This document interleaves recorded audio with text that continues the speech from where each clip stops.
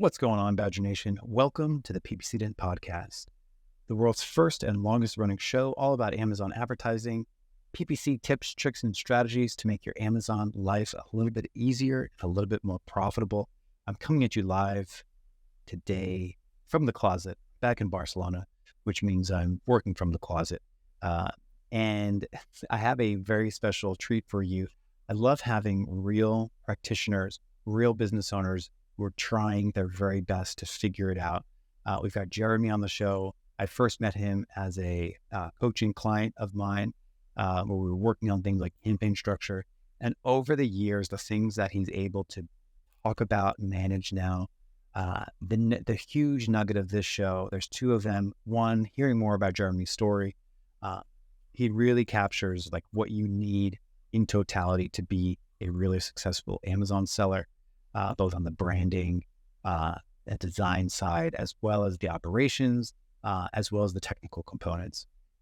So we touch on that. We talk about his evolution. We talk about 5 ways to analyze keywords better than you perhaps ever have before. I think you'll really enjoy this one. I've launched campaigns and picked keywords. I've got my bids, set placements too, and bad mistakes. I've made a few. I've had my share of wrong keywords, but I've gone through. We are the PPC Den, my friends, and we'll keep up the rising to the end. You two are the PPC Den. We talk about Amazon. No time for mannequins, 'cause we fix the gambits of the world. Jeremy, some of the best prep that I've ever seen for a podcast. We've prepped about 7 episodes worth of content here. So hopefully this is not the last time we'll have you on the show, because there's so much juice here. And what I also think is so exceptional, I actually think some of the best episodes that I've ever done are from people who are not normally on podcasts and not content creators themselves, who are real practitioners who are getting their hands dirty day in, day out, banging their head against the wall on how to make their business grow the most, who isn't so concerned about content because you're trying to grow a business. Right. It's survival. It's like you got to know this, or like you're not gonna be in business. So we got some real seller stories coming today. And Jeremy, I just have to say, knowing you over the last few years has been so inspirational. I've been doing what I've been doing. I've been an entrepreneur now for 15 years, whatever. I've achieved some level of success, whatever. It could be very easy to feel like I know a lot and I can sort of rest on my laurels a little bit. And then I meet an entrepreneur like you, who from the moment I met you to now, you're unrecognizable. Your skill level and your understanding on Amazon, I would say, is unrecognizable. If I can give you that compliment, you started as a Ad Badger PPC coaching client, and I remember I was going back and looking at our notes. One of the very first things was we were talking about like the basics of campaign structure, compared to what I've got today, which is, methodology for understanding your own niches, ranking requirements, using search term reports and impression share and search query performance, combining all these things to analyze your brand analytics in a way that you can't otherwise do in order to rank higher for SEO. Like, your knowledge of the landscape has changed so much. And I just want to say, like, it's inspiring knowing you, and you should be pretty hyped. And anyone listening here should be pretty hyped to know that there's always another level. There's always more things to learn. So I just wanted to tip my hat to you, good sir. Yeah, no worries, man. Well, I appreciate it. I mean, like you said, it's more of like a definitely more of a survival type, situation more than anything. But yeah, I appreciate it. And it all, it all kind of holistically makes sense when you think about, the more you dive deeper into this rabbit hole and everything. And Eh, so yeah, I appreciate that, man. Can Absolutely. can we start with one of Yeah. your? I want to start with your history and do a Yeah. question on your history because you have a view of digital marketing and e-commerce entrepreneurship that not a Hmm. lot of Amazon sellers have, which is you ran a Kickstarter before um, for Yeah. this company. So tell me a little bit about like what do you carry with you from that experience? Like what did you gain by having to create a Kickstarter and Right. sort of go through the entire Kickstarter process um, before even thinking of Amazon campaigns? Yeah, man. So I think it really it just really boils down to like this again, like we were talking about before the podcast, like this holistic approach. Like for me, it was so different looking from the outside in once I got on Amazon. It was just like there. It was almost like this whole brand building thing was kind of lacking in the Amazon environment in general. You had a lot of, well, and you still do have like a lot of private labeling and all of that. But really just like building your brand from the ground up more than anything. And we were talking about this, and I kind of think Kickstarter is equivalent to like a boot camp for running a brand holistically. It's you get your everything you're doing for marketing is outside of Amazon, right? So you're not even focused on Amazon ads. So you got to learn all these other brand building things, which Amazon, has valued now more They value recently. big time. Yeah, with Google Ads and your Amazon attribution links, influencers, all that. So yeah, so building your brand from the outside, I think is it's instrumental, like for long term growth and success.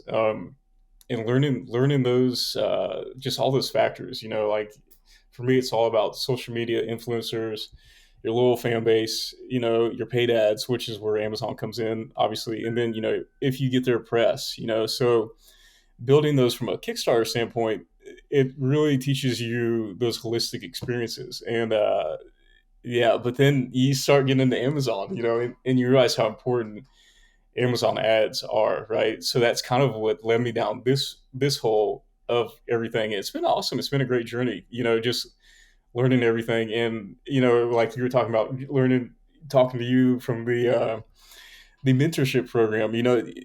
I think we live in a great time these days with YouTube and podcasts. Like, could you have done this even 5, 7 years ago? Probably not. Learn so much information without being on the inside, the inside of information from like an ad agency perspective. So with that being said, though, you put all these pieces together, and you're missing some pieces, right? You're missing there's some pieces that aren't there. And when we first talked, I had like all my search terms. I had over 1,000 search volume a month in individual campaigns, and that was kind of that was because I heard on a podcast that you need to have single keyword campaigns. So for me, I'm just like, man, that's what I need to be doing, and sure enough, you start slowly. You got to get there to realize what you need and what you're missing, And I think that's where when we were talking about the mentorship program, that's very my kudos to you, man, for thinking about doing something like that, because that's something that's lacking a lot. I feel like from a super not super advanced, but a more advanced agency's perspective on ads. People that are coaching usually don't have that experience in those years of experience. Even from you, like going from Google Ads, to this, to Amazon. So that was, man, thankful for the mentorship program and putting those pieces together more than anything. But again, just going back, man, that holistic perspective, that's super important. I haven't, to be honest, I haven't focused on it as much as I used to.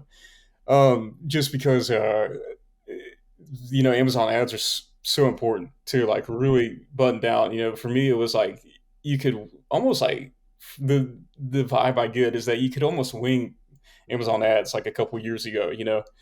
But the way that it works now and how there's only one thing that really affects cash flow and your growth at the same time, and that's marketing. How good are you at like basically how good is your optimization and your marketing growth profitably? That there's very few things that hit on both cash flow and growth like that. You can have like, looking at cash flow, you can work on profitability metrics, but like marketing is in that bottom line dollar, and it's also in your growth dollar, or your growth potential and everything. So for me, Amazon, slowly going from that Kickstarter standpoint to really buttoning down Amazon, which I think is a huge asset if you're an ad agency. You got that Amazon side, right? So you're working from that side to the Kickstarter side now, or the holistic brand building side is, I guess, a better way to say that. But there's a bit of yin and yang where it's the branding, creative component, which you really get to exercise through a Kickstarter launch, telling a compelling story, getting people to buy into literally the brand before they can even get a product. Yeah, no one's ever heard of you. Like, how are you going to get that? Even if you like look at some of my Amazon listings, like, people follow not just products, but people as well, right? So like, I've even put my face on listings, like my products, and everything, because that just helps that, that trust, like, hey, there's an actual person behind this product that you're probably going to talk to. If there's still a small business, they're probably going to be the person you're talking to more than anything. Yeah. And so absolutely, man. Yeah. And then the other side of that is, of course, technical marketing. And I feel like you've got a good handle on both of these things. So first of all, you mentioned something that is incredibly awesome, which is actually, putting a dose of humanity on product listings. So somewhere about the founder is so valuable. And I just think that looking at both sides of the equation is very much a superpower. And I feel like over the years, you have added to your list of, your tools in your tool belt, which is what I believe a pretty nuanced PPC ranking strategy, PPC and SEO ranking strategy. And I guess like when we first started talking, what would you say was the biggest problem that you were bumping into at the time? Probably just the cloud of Amazon ads. It was such a there's like, again, there's not a lot of, especially when I started, there wasn't a lot of courses out there that just taught you this stuff. So you were relying on like 1 hour. Thankfully you did this. You've had like, I followed Destiny, Elizabeth, all these other agency people that like, they give like these really good videos on YouTube, or through sessions, but you're getting bits and pieces. So that was my biggest thing, was filling in the gaps, and not taking everything too literal. I think that's a big thing too. Is I'll say there's a lot of dangerous people on LinkedIn. That I think you would agree that would say they're experts. And if you don't know who you're talking to or talking about, or like their background, they could be completely throwing you in a different direction, which is here's the thing about all entrepreneurship coaching or digital marketing coaching or all of this, is that there's some people who are mischievous. There's some people who are like, maybe you wouldn't, right. I don't know what the word you would want to describe them, but like some people you almost wouldn't want in your corner.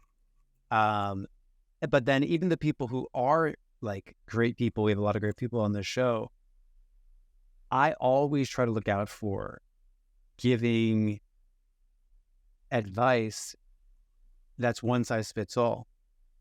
And because you can easily see like a super well-intentioned process. Like, let's say I go and I do something in an account, and then I turn on the microphone and I say, everyone should be doing this. It's not that simple. Like, it's not as easy as just saying like, I did this thing and this happened, so like you should go do this thing and it'll happen for you too. There's a million reasons why something is going to turn out the way that it does. Like at the very base level, it could be at just a product market fit. Maybe the product that I did it on had a 4.7 star rating, and somebody else with a 4.2 is going to have a completely different experience doing the exact same thing. 100%. And so there's so much context that goes into everything. And I think one of the magical things about this show is I do my very best to always be thinking of that. Like, I don't want to say it's like, it's not one size fits all. There are a million reasons that something will work in area A and not work in area B. So Yeah. I think that's a really good example. Like when we first started working together, you've heard somewhere that like single keyword campaigns are the absolute best. And you've had an account of almost all single keyword campaigns. Yeah. Um, and then, so like, I remember one of the first things that we did together was sort of like get into more of a cause and effect Yeah. approach. Cause like that is the ultimate way to approach any kind of digital marketing, Amazon PPC, where it's just like, I'm going to Yeah. do stuff. I'm going to interpret the data, and then I'm going to do more stuff based off that data and rinse and repeat forever. Always be trying and testing. And 100%. Yeah. like that's the moral of the story here, to never be sort of trying to always shove like a square peg through a round hole. Like, oh, this person said this has to be done this way. I have to get it to work this way. Yeah. No way. You have to be flexible, and you have to want to do stuff and test. Yeah. Yeah. Sometimes you hate when you hear that, like it depends, it's almost like it's a lawyer type, Right. thing, but They know. it really does. Like They you know. can't, like, as bad as you probably don't want, some people, like I used to be like that, like you don't want to hear it depends. Well, just hear everything out, and then you make your own decisions from that more Big than time. anything. Yeah. So take me on the journey now. If you could go back in time and talk to yourself when you were just beginning your sort of technical marketing on Amazon, Yeah. what would you tell yourself when you were starting that technical marketing journey? I mean, I would say take everything with a grain of salt more than anything. Definitely, don't jump into something you just heard. Maybe if you've heard it several times from several different people, that would be a huge thing. And then, like, have someone you can talk to about it. Like someone who's been there, done that situation. Or because you're gonna, you can put a lot of pieces, like I said, together, but you're not gonna, how it matters to you in your certain account situation is going to be completely different. Like you were just talking about, a massive corporation on Amazon, their data, for example, is going to be spilling in, day out, so they can make more optimizations, for example. That's a completely different story from a small business, working on Amazon, and that's just one small example. So I would say, yeah, definitely have someone you can talk to, and bounce things back and forth. I think it's a big thing. Like, hey, what do you think about this? I heard this from so and so, and I think being able to trust whoever you're talking to is super important too. I think that's a super critical part of that whole yeah, those two things though, for sure. Yeah. Talk to me about your relationship with search terms and the search query performance report.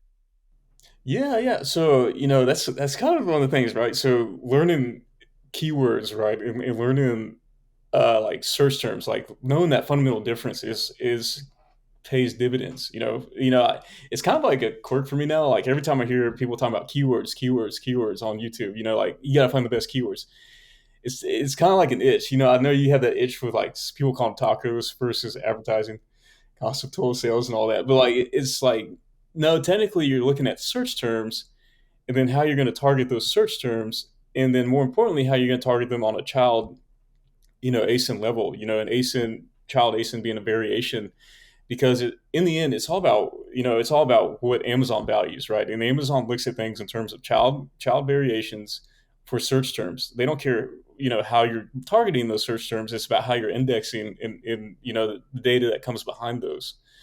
So yeah, so every time I hear keyword, I'm thinking, no, technically it's search term, and that will make sense the farther, most people in agencies who are watching this, they'd be like, yeah, that's a no brainer, but for someone who's getting into that, it's super important to understand how you're targeting that search term with different keywords in different match types and everything, for sure. Yeah, I don't know, that kind of spun off topic. I don't know where you want to go with that, but yeah. Tell me how you identify your search terms that you want to focus on, like your top search terms. Yeah, that's an absolute good question. Okay, so for me, it was like, and I think for everyone else, you're looking at search, your organic potential with search terms. What is search query performance report saying? How is your ads doing for that? and then what are you currently ranking for, like right now with that, and then on top of that, what do you need to rank, like what do you need to put in to get to that top spot, and it's like a holistic approach, and for me at first I was going dink and dunking back and forth. Well, this search term is good and advertising performance, right, but search query performance report isn't there, or vice versa.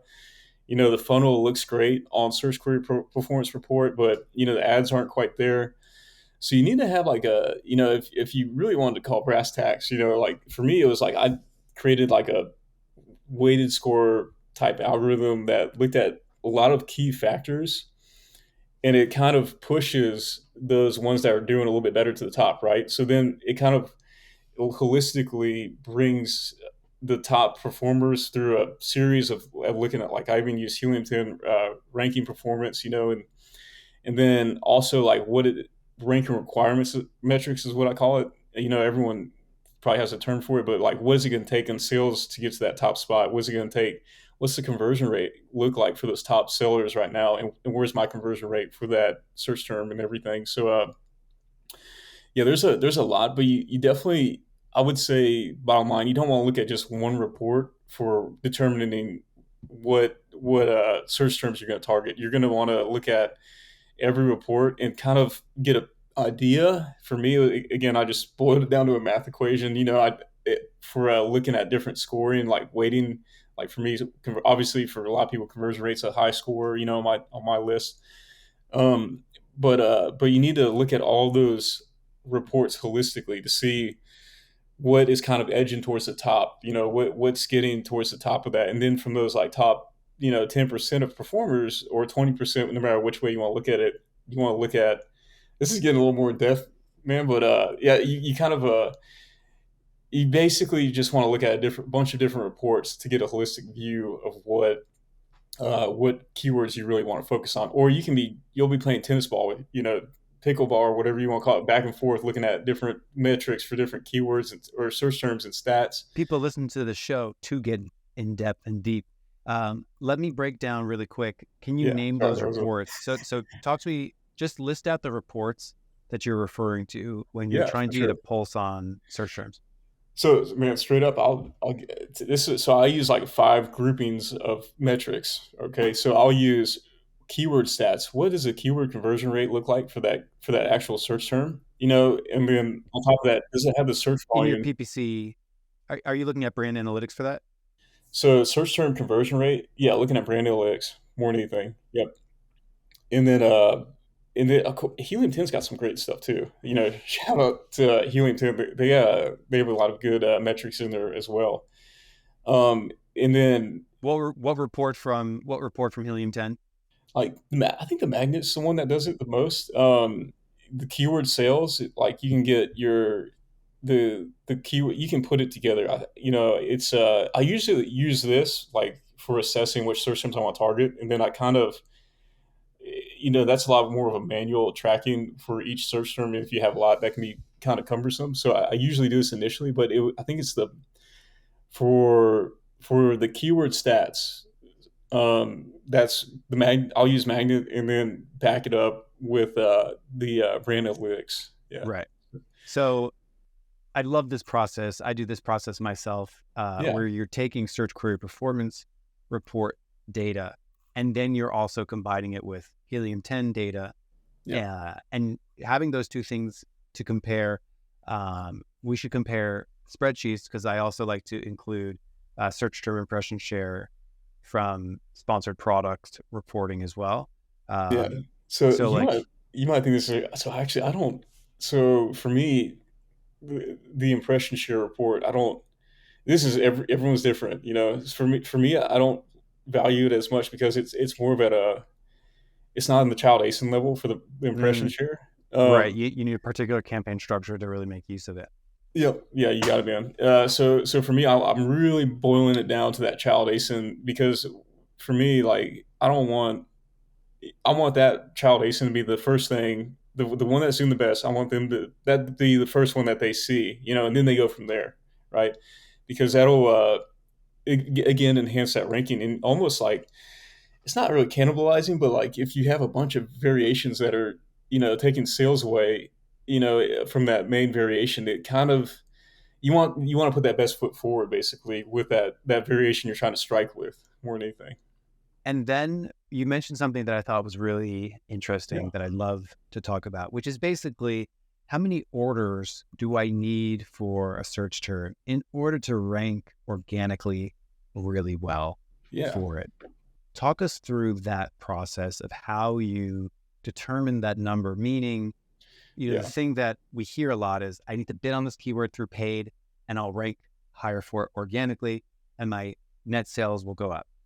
This mechanism is, I Yeah. still think, not as understood as it can or can be. So walk us through what you've learned about Yeah. this mechanism of how many orders do I need to get for a search term in order to rank well for it organically? Yeah, and I think that the coolest thing about what we're about to go into is that you technically, well, I prefer the brand analytics and having that data.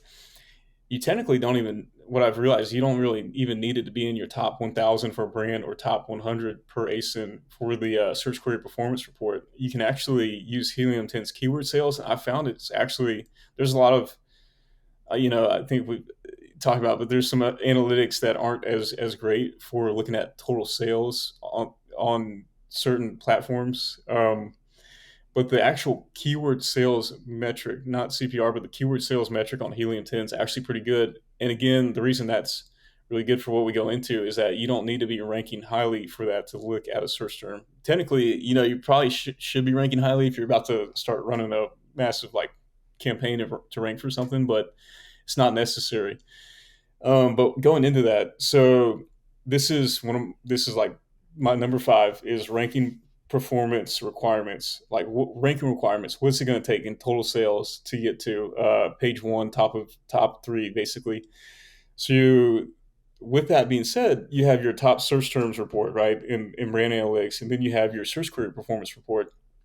The top search terms, search analytics in brand analytics, it actually gives you the conversion share of the top performers. So you're basically taking that conversion share and looking at somewhere you need that total sales metric to be able to match that conversion share with that total sales. And you can get that through Search Query Performance Report. They give it to you there. You'll have the total sales in your funnel performance metrics and everything.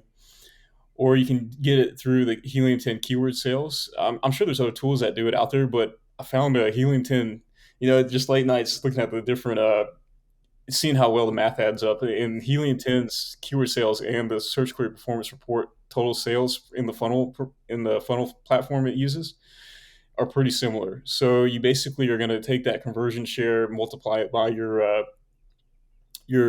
top, the absolute total amount of orders done for that search term, and it'll give you what they do. And I actually, right now, I kind of dabble with that and actually taking all three of the top ones from the top search term report and seeing more of a average, to see like what's it going to take to get in that top 3 period more than anything. Because sometimes you might have a number 1 seller that is absolutely blowing it out. So you got to like really take that in perspective. Well, what's number 2 and 3 doing? And they give you that in that top search term report. So you get a really good picture of how many total sales you really need to get there. And that's also super critical because you might just not have the budget to get some of these top search terms, right? That's kind of why we're here talking, today is how important it is to see what does it actually take, because if it could save you thousands of dollars, as an ad agency or as a small business or wherever you're at. If you're always going to be struggling, it's good to know that at first to realize what's it going to take before you get into this long war on a keyword, on a search term. So yeah, that's basically the 2 ways. And then even if you want to go a step further, when you get the total sales, again using the top search term report, Amazon data's, it's hard to not trump or hard to trump Amazon data, right? So that top search term report again total gives you the conversion share per the top performers. That search query performance report gives you the total sales or Helium 10's keyword sales. Those are the 2 that I use personally. I'm sure there's a lot of other ones out there and everything. To get the top performers sales for that ranking for the top 3, right? and then you can take those sales from each ASIN, that those top performing ASINs, and get their conversion rate by also using that same theory on the amount of clicks, right? So you also get their click share from the top search term report. So you can get their click share, and then you can kind of extrapolate what kind of conversion rate are they working with for this keyword or the search term. I'm even doing it now, saying keyword. But yeah, so you got it. So it's you can kind of get what their click through rate is, what their conversion rate is, the total sales requirement, to really hone in on like, am I even close? Because if like your conversion rate is like really bad, it might be you're in for a haul to try and even that put that budget out there and make sure you're getting all those. It's gonna be it's gonna be up for a battle for sure. Let me ask you this: when did you develop these spreadsheet skills? Because essentially, what we're talking about Yeah, is taking data that is in the search query performance report, inside brand analytics top search terms, inside a Helium 10 report. yeah, You're combining these different reports into one, that when yeah, you look at an ASIN and you look at the search terms on it, and you look at the products that appear for those search terms, you're able to essentially know. We've done this a lot on this show, where yeah. we've talked about how to find the average conversion rate for using this just the search query performance report. That's probably, dude. What you're getting into is probably. I can't believe I didn't bring this up for what I wish I knew now.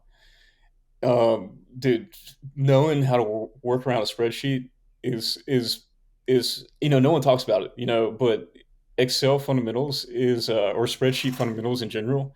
Like, you can know everything you want to do, but if you don't have a way to enact that, it's almost pointless. Like, it's like having this great workout plan, but like, if you don't have like a strategy for how you're going to execute it, like, it's almost like you're back at square one. So yeah, absolutely, man. What you're talking about.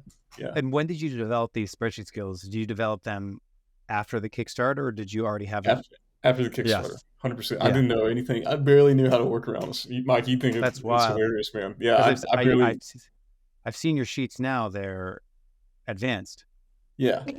Yeah. I mean, I use dude, a lot of Power Query. I think I like Power Query personally. Yeah, this is more technical, but I like Power Query because it can adapt for, if you set it up right, you can adapt for a lot of changes that Amazon might make. And for me, it's a lot of plug and play. Like, the Power Query brings in whatever I put in it. Like, so if I have like a data source folder on my computer, I can just plug and play. Put those data sources in there, and the Power Query will take care of itself. And pop out this awesome. They're talking about the so um, I actually have like a what I call a substantial keyword optimization system spreadsheet that will pop all these reports in there, and look at them algorithmically, like what I do, and it basically, and more of it was out of necessity. Like, the more you get down to it, like, the more you realize how much you need to know Excel, basically.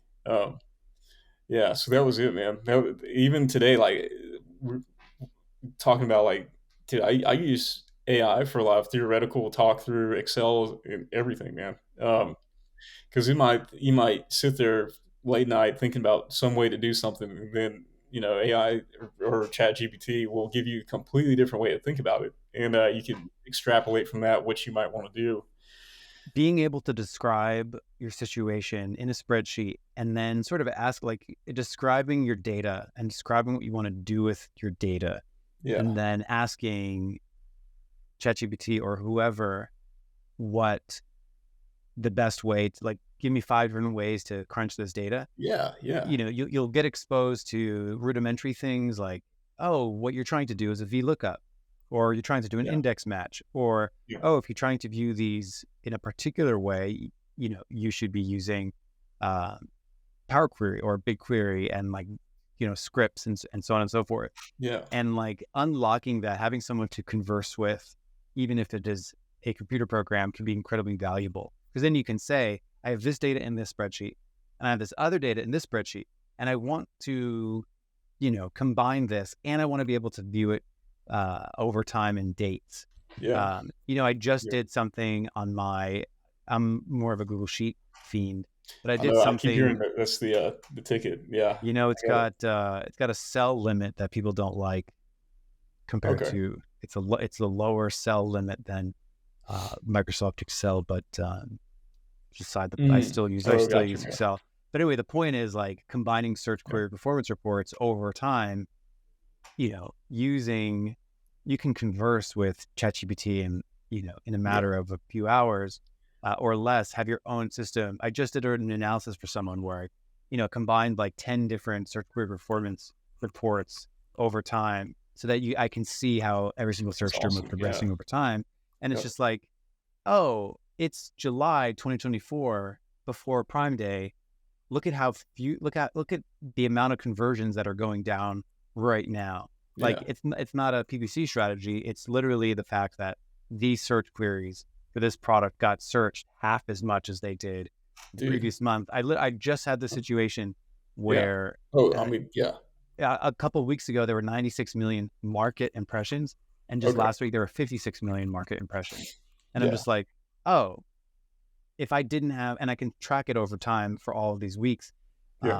So like having some spreadsheet skills to be able to take any data that you have and just know that like there are no limits, like anything you want in any format, you could get it. And 100%. Absolutely having conversations with your AI of choice could help you get there.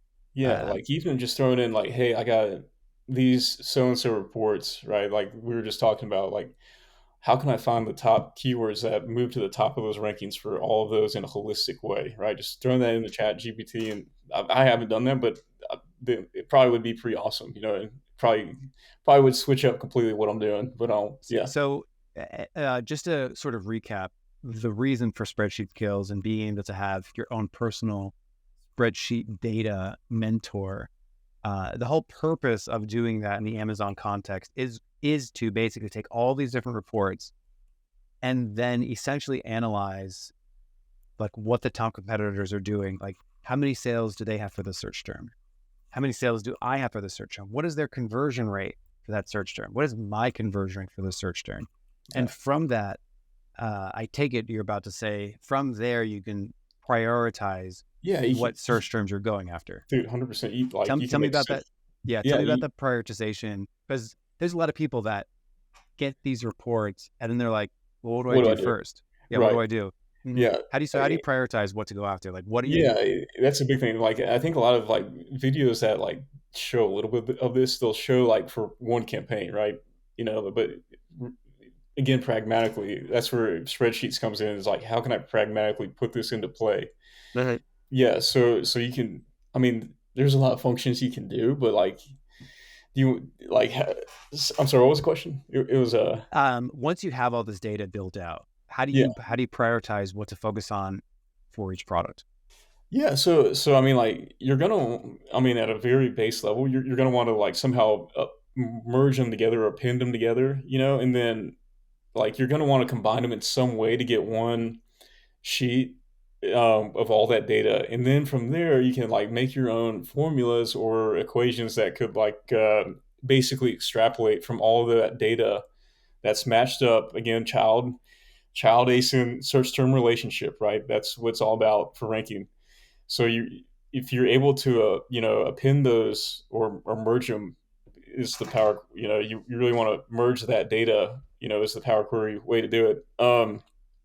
And I'm sure there's dudes out there and girls that know the macros, that could do that as well. But you're basically merging that based on that child ASIN to search term level, and then you're able to just look at that data across all of these reports at the same time. Because if you're going back and forth and you got 5 reports open, like you're going to have a day.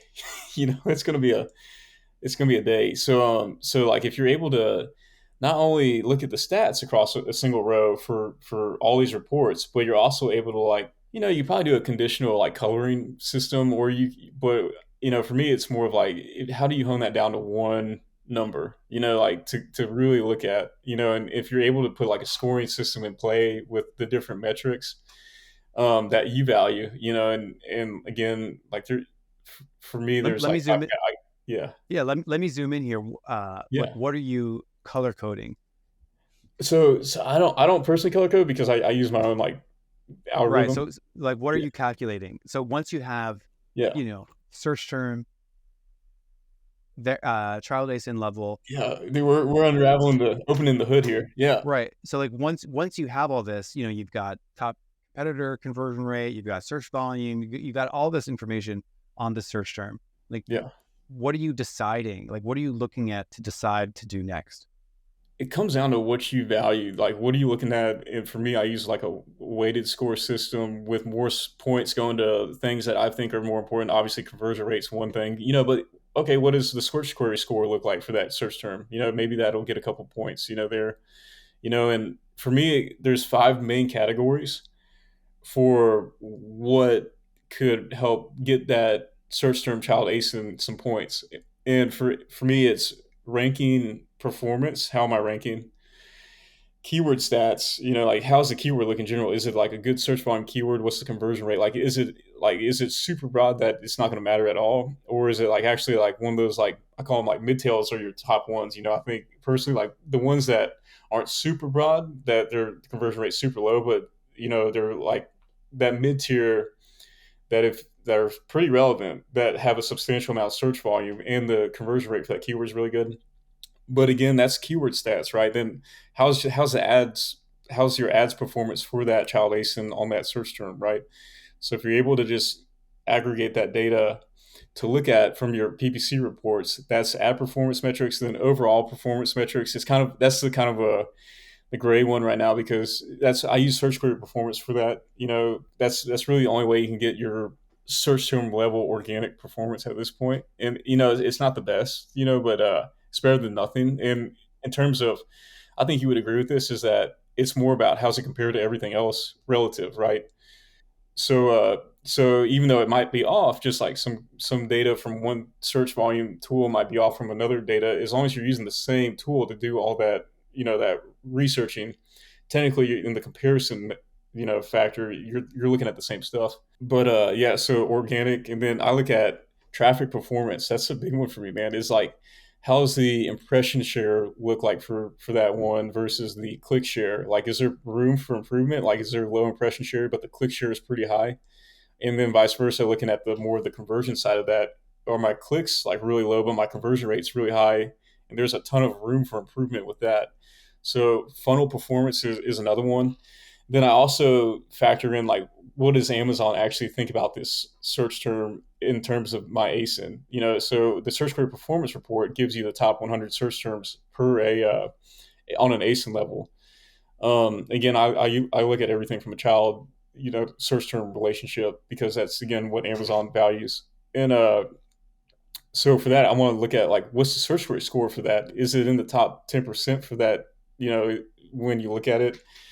So, because then that's Amazon factoring their own algorithm into that, and that's a pretty important metric. I think, shout out to Mina Elias, man. I think the reason like people like Mina are really good is because they look at what Amazon values versus like what statistically or analytically makes sense sometimes. Like in a perfect world, there's a lot of things that would make sense on Amazon, but they just don't. That's the biggest thing I think you could take away from a lot of this, is like, you got to look at what Amazon values. What are they actually? What values to them most importantly? Because in a perfect world, segmentation optimization, like you wouldn't have to segment keywords out of a campaign, to make sure they get exposure. Like technically, you can put a bunch of keywords in a campaign, and if the budget's there, everyone will get their equal share, but that's not how it works. So you really got to factor in. That's just one small example, but it's like, you got to really pay attention to what Amazon values, and that's where that search query score comes into. So that's the fourth one. And then the fifth one is ranking requirements. Well, what does it take to actually rank for this keyword? Is it like, and that's where those top 3 search term, or top 3 ASINs, that's where all that data we were just talking about comes in.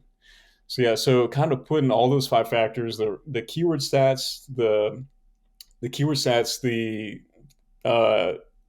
your personal ranking performance. I don't know if I talked about this, but using like some sort of tool to get where do you organically rank and sponsor ranked already.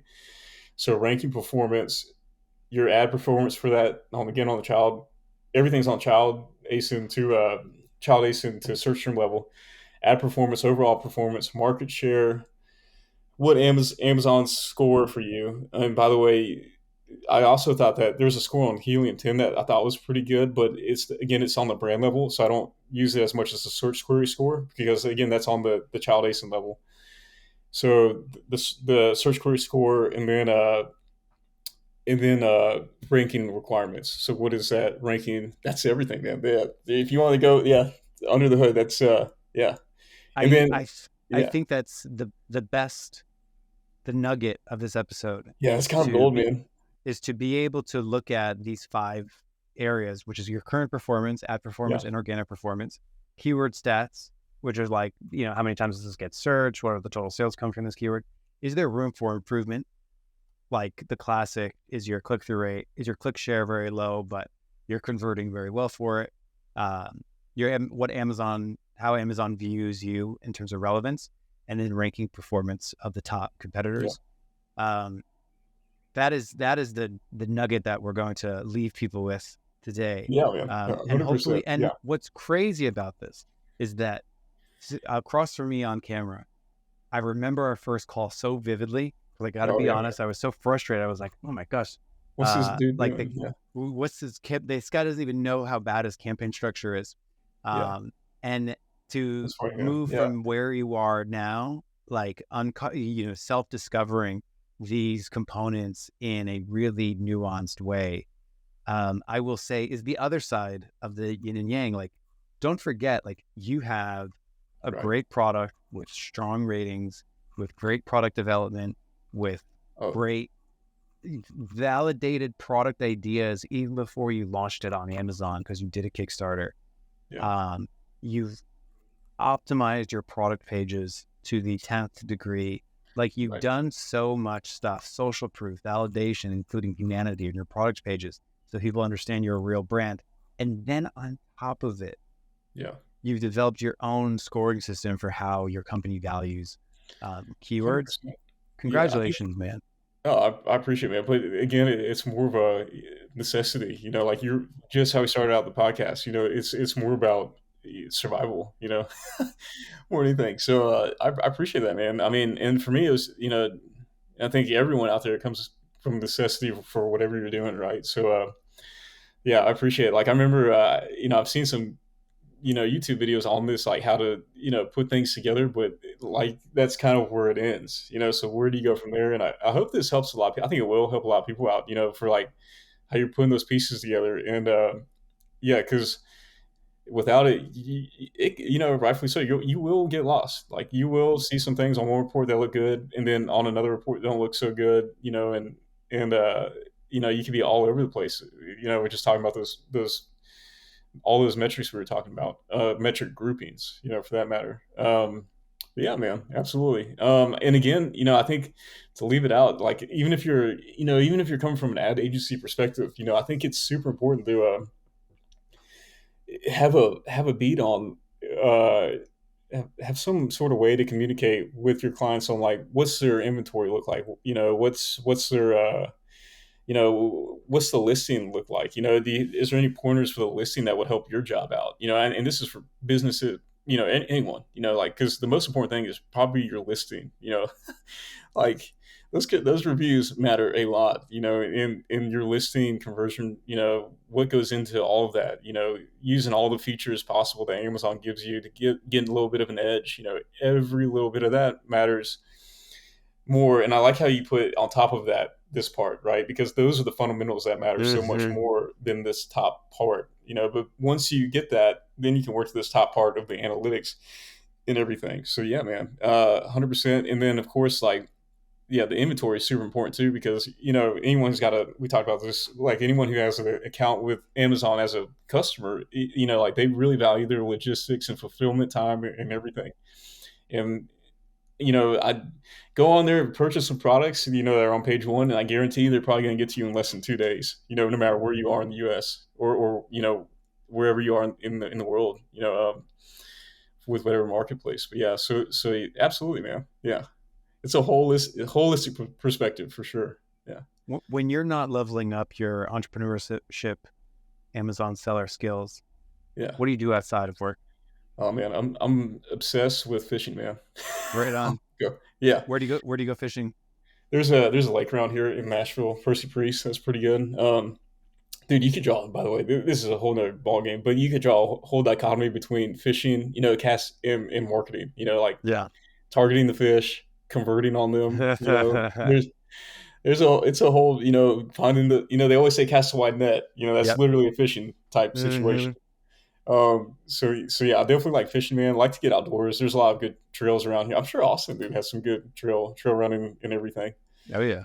Yeah, but what do you like to do, man? You're in Barcelona right now. That's pretty awesome. I'm coming at you live from Barcelona. If anyone goes back in time and looks at some other podcasts that I recorded in the summertime, usually I'm normally in a closet or in the summertime. I'm back in the closet. I'm back in Barcelona. I'm eating tapas. I'm eating outside. Going to the beach. Yeah, man. Getting my tan on. Yeah. Playing volleyball. Going to pretending to be a calisthenics person. Like they have this awesome calisthenics. You're good there, man. Yeah. Jeremy, thank you so much for coming on the show. Absolutely. If anyone listened to this and didn't get inspired, they need to find something else to do. Yeah. This was awesome. Thank you so much, Jeremy. Dude, happy to help, man. I hope it brings value to some people listening, and especially the small businesses, man. Yeah. Right on. That's what we're gonna help. All right. Have a good one. Yeah, have a good one, man.